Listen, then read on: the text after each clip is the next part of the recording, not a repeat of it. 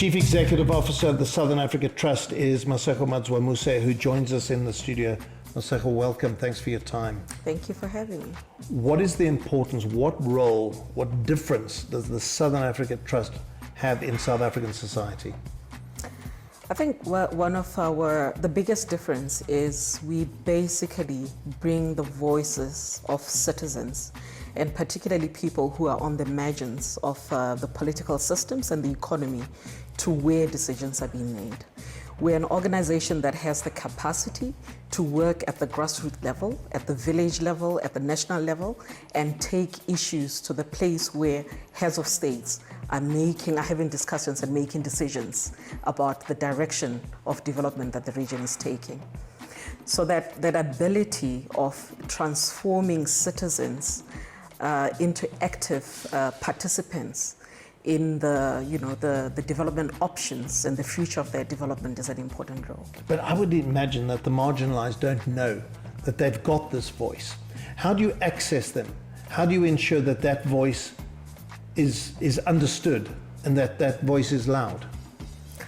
We have, through the grant-making support that we have, we've identified a number of groups that are affected by poverty, and we've actually helped them to organize themselves. We've helped them to organize themselves into corporates, into NGOs, and we support convening where they come together and they bring their issues. We also provide training where training is needed. Training around policy advocacy, so they are clear on their policy asks. We do give them access in terms of highlighting opportunities where there are important meetings that are taking place, so that they can come and speak in their own right. In cases where they are not able to do that, there's a number of organizations and NGOs that represent them. We do a lot of work with ex-migrant workers, and we were able to help former mine workers from South Africa to group themselves and form a regional association that is able to speak on their behalf as a collective.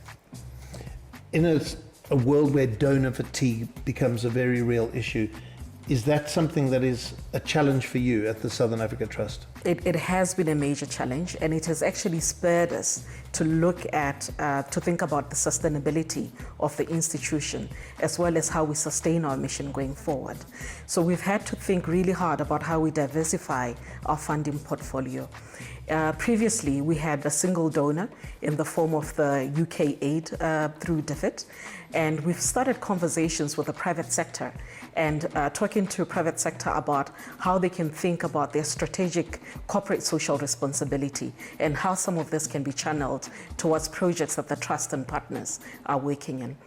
We're also speaking to individual philanthropists, and there's an emerging class of very successful Africans who are looking to give back to the continent and who are looking to give back to the region.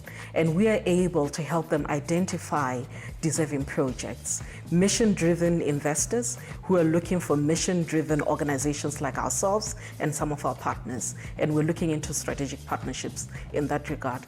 I think the one thing that is really important about that shift is ask as Africans reclaiming the future of our development and having an opportunity to have solutions that are driven by the Africans themselves instead of following the external donor aid that is coming through.